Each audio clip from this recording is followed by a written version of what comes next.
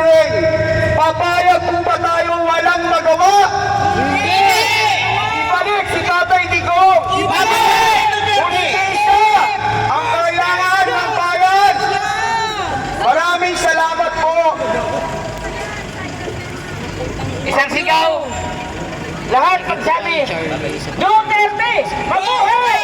Duterte! Duterte! Duterte! Duterte! Duterte! Duterte! Okay! Tatawagin ko ang susunod din ngayon. Walang iba kung hindi ang sektor ng kababaihan. Ibigay ko kayo kay Tita Lucy.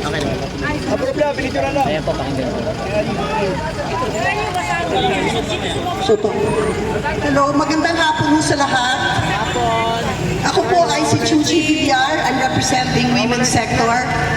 Ang masasabi ko ho, natutuwa ho ako dahil itong unity walk po namin from Salamanca up to here ay para i-ano ho natin ng hustisya para sa Tatay Digong at sa lahat ng Pilipino, sa ating lahat.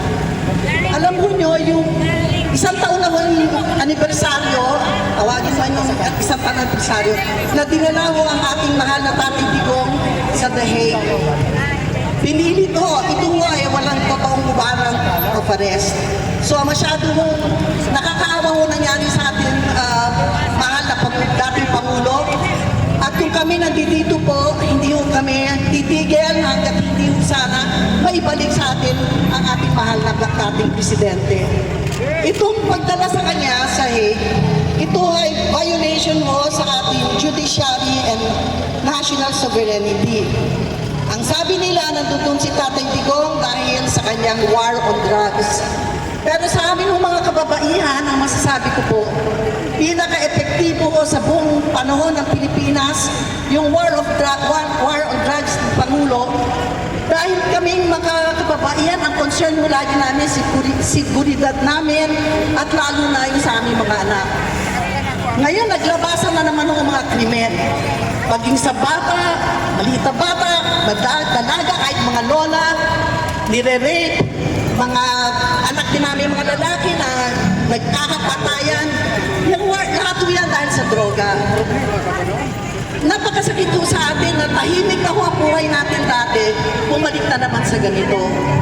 Kaya para sa akin ho, sa mga kapwa kong Pilipino, wag ho tayo magpingi-pingihan. At sa mga elected officials yun natin, sana makatanggap man kayo ng maleta, wag mo nyo sabihin, hindi naman namin hiningi, binigay. Sana ho, makonsyensya naman po kayo. Dahil hindi yung unusad itong ating pakiusap dahil sa mga maletang yan. At lalo na ho sa Supreme Court, kayo ang pag-asa namin.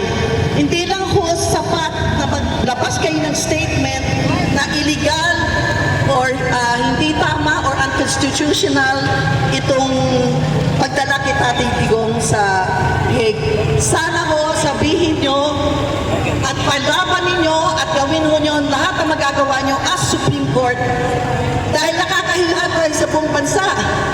Hindi dapat ho dito nililitis si Tatay Digong. Bakit doon? Hindi, lalo na hindi ho tayo member ng ICC. Pangalawa, sapilitan ho ang pagdala sa kanya doon. So sa Supreme Court, nakikiusap po kami, medyo tapangan pa ho nyo ang pananalita nyo, yung statement nyo at sa kapwa sa buong Pilipinas. Lumaban ho tayo lahat. Sana maibalik na ho si Tatay Digong soon. Magba-birthday na ho siya sa March 28. Sana kasama na ho natin siya. Maraming salamat po. Ayan, mga kababayan, next! At ngayon, nagmamadali tayo dahil ang oras at saka marami pa magsasalita. Aking tatawagin si Congressman Mike Defensor sa Save the Philippines. Nasaan siya? Congressman Mike, ikaw lang susunod ngayon. Andyan eh? Okay. Okay, isang sigaw, mga minamahal. At, okay, tinatawagan ko po si Congressman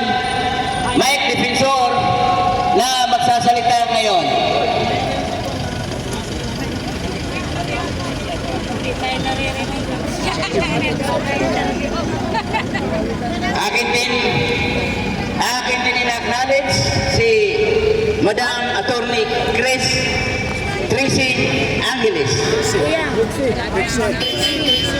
Kung nandiyan siya, ayun pala. Okay, mamaya, susunod magsasalita si Attorney Trixie after na Mike Defensor.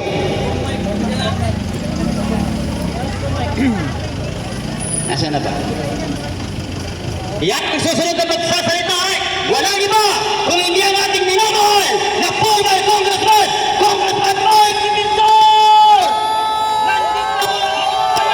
Ang ating minamahal na Congressman Mike Defensor!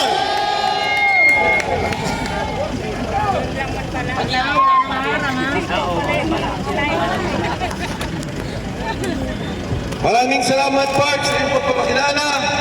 Sa lahat po ng mga kasama natin, isang maalab na hapon sa inyong lahat. Alam niyo, mga kasama, narito tayo ngayon para gumandahin mula ng isang taon nang kinidnap ang Pangulong Duterte. Bakit ko sinabing kinidnap? Ang kumidnap ang sarili nating gobyerno.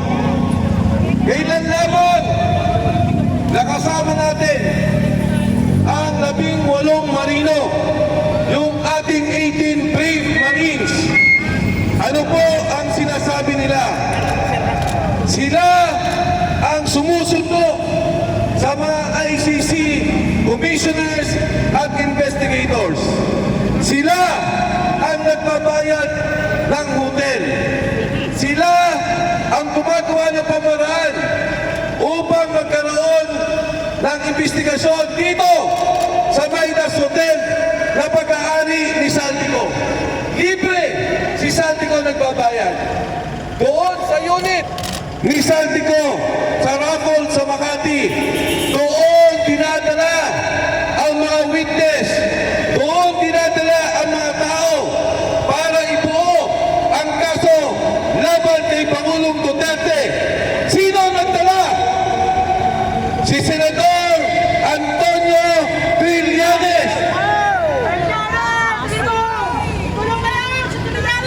Nangyari ang investigasyon 5 taon matapos tayo na mawala sa ICC. 5 taon, wala na tayo. Ginawa ang investigasyon